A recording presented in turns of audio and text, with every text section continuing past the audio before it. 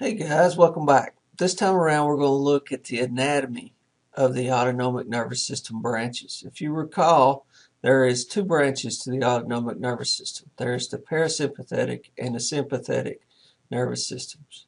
They do differ, and they do differ in several ways. One of the ways in which they differ is the origin of their fibers. In the parasympathetic, we're going to see that those fibers are going to be issued from the craniosacral region. Now, cranial means from the cranium. In this case, we're looking at the brainstem, and we're looking at nuclei of the cranial nerves 3, 7, 9, 10. Sacral means it's going to be found in the sacral region of the spinal cord. In this case, we're going to see that those are going to be issued from the S1 to the S4. On the other hand, the sympathetic is going to be issued from the thoracolumbar region. That means from the lumbar and thoracic vertebrae regions. And they're going to be issued from lateral horns of the gray matter of the spinal cord, and it's going to be segments T1 through L2. Another way they differ are length of the axons.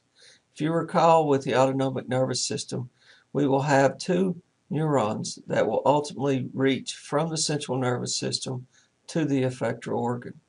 The first that has a cell body in the central nervous system and travels out of the spinal cord or the brainstem is going to be known as the preganglionic. The preganglionic will migrate to a synapse somewhere in a ganglia outside of the central nervous system. And what will be issued from that ganglia will be an axon, and that axon will be known as the postganglionic axon. In the case of the parasympathetic, we're going to see that we have very long preganglionic axons that migrate almost completely to the effector organ, and they will synapse with the postsynaptic at what's known as the terminal ganglia, and the terminal ganglia will be housed within the effector organ.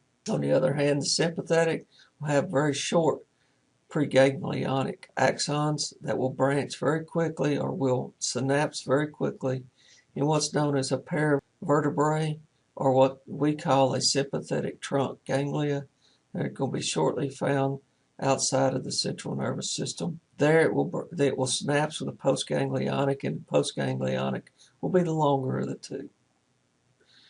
We will see that rami communicae are not going to be located in the parasympathetic, but they will be located in the sympathetic. The white rami are going to be associated with the lightly myelinated preganglionic neurons, and the gray rami will be associated with the unmyelinated postganglionic neurons. As far as branching goes to the preganglionic, we will see that the parasympathetic has very minimal branching, whereas the sympathetic will have extensive branching of the preganglionic neurons. And finally, looking at the neurotransmitters, the neurotransmitter for parasympathetic is going to be acetylcholine, whereas the neurotransmitter found in the sympathetic is going to be acetylcholine in the preganglionic axonal terminal, but will often be norepinephrine in the postsynaptic axonal terminal. Now let's take a closer view of the parasympathetic. The parasympathetic nervous system never runs with a spinal nerve. The fibers arrive from the brainstem or the sacral regions of the central nervous system. For this reason, this division is referred to as the craniosacral division. Preganglionic neurons run from the central nervous system to the effector organs where they will synapse with the terminal ganglia that issues the postganglionic axon, which is going to be very short, to the effector organ. The cranial and the sacral regions supply all the parasympathetic nervous controls via either their cranial or a sacral pathway. If it's a cranial pathway, the cranial is part of the parasympathetic that supplies the head. Preganglionic fibers lie in the cranial nerves. The postganglionic fibers skip the trigeminal nerve, utilizing its wide innervation of the facial muscles. These nerves are going to be the oculomotor, which is cranial nerve number 3, facial, which is cranial nerve number 7, and glossopharyngeal, which is cranial nerve number 9. The neck and nerve plexus of the organs in the thoracic and abdominal are going to be controlled by the vagus nerve, which is cranial nerve number 10. Now, the two vagal nerves make up 90% of the preganglionic parasympathetic division, innervating the thoracic cavity via the cardiac, pulmonary, esophageal, and aortic plexus. Once at the esophagus, the vagal fibers intermingle, forming the anterior and posterior vagal trunks that travel down the esophagus to the abdominal cavity, where the fibers innervate the liver, stomach, small intestines, kidney, pancreas, and upper portions of the large intestines. The sacral components of the parasympathetic nervous system arise from neurons along the lateral gray matter of the spinal cord segments of S2 through S4. The axons run in the ventral roots of the spinal nerves to the ventral rami and then branch off to form the pelvic splenic nerves. Those fibers that do not synapse in this plexus will synapse at the ganglia located within the walls of the organs they innervate. These fibers innervate the distal half of the large intestines, the urinary bladder, the ureters, and the reproductive organs. Now let's take a look at the sympathetic nervous system. This is going to be represented by T1 through L2. The sympathetic nervous system innervates the smooth muscles of all arteries and veins, the smooth muscles of all visceral organs, and some visceral structures in the somatic division, such as our sweat glands and our erectile pili muscles associated with hair. The cell bodies of the preganglionic axons are found in the spinal nerves T1 through L2. The preganglionic neurons leave the spinal cord via the ventral root, pass through the white rami communicants, and enter into the paravertebral ganglia, making up the sympathetic trunk ganglia. The sympathetic trunk extends from the neck to the pelvis, with the fibers arising from the thoracic and lumbar regions. The sympathetic trunk is composed of gray rami communicants and 23 ganglia. Once in the sympathetic trunk, preganglionic axons can branch one of three ways when they come in contact with their postganglionic axon. The first of those would be a synapse in the trunk ganglia at the same level. This happens in the T1 to T4s. If the synapse is at the same level, the postganglionic fibers exit the ventral root of the adjoining nerves via the gray rami communicants, and their branches feed the sweat glands and erectile pili muscles.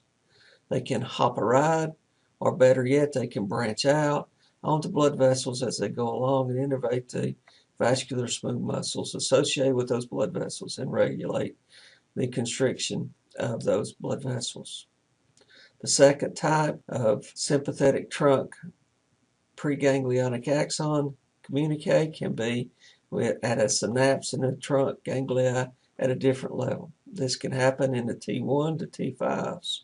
If the synapse is at a different level, the preganglionic fibers ascend or descend from their site of origin.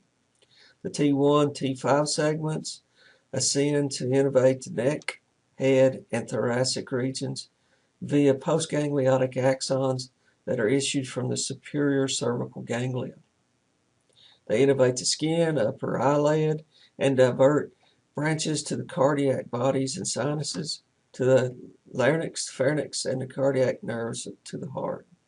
Postganglionic fibers that emerge from the C4 to C8 segments, that's known as the middle and inferior cervical ganglia, innervate the heart, thyroid gland, and mostly skin. In some T1 to T6, preganglionic fibers will synapse in the nearest trunk ganglia and innervate directly to the organs served, such as the heart, aorta, lungs, and esophagus. Finally, some preganglionic axons will synapse in a vertebral ganglia. This can happen in the T5s to L2s. If the preganglionic fibers synapse at collaterals or collateral ganglia, they will pass through the sympathetic trunk ganglia without synapsing first, and then they will form the splenic nerves. And these splenic nerves can be the thoracic or the lumbar or the sacral splenic nerves. These nerves form abdominal plexus that contain the celiac, the superior mesenteric, inferior mesenteric, and hypogastric ganglia that issue postganglionic fibers that run with the arteries to their target sites. Important target sites are the large intestines, stomach, small intestines, kidneys, liver, urinary bladder, and reproductive organs. They mostly function to inhibit the visceral organ that they innervate. Now finally, we've looked a lot at the sympathetic and the parasympathetic as motor pathways, but it is important to realize that the sympathetic actually has a visceral sensory function as well.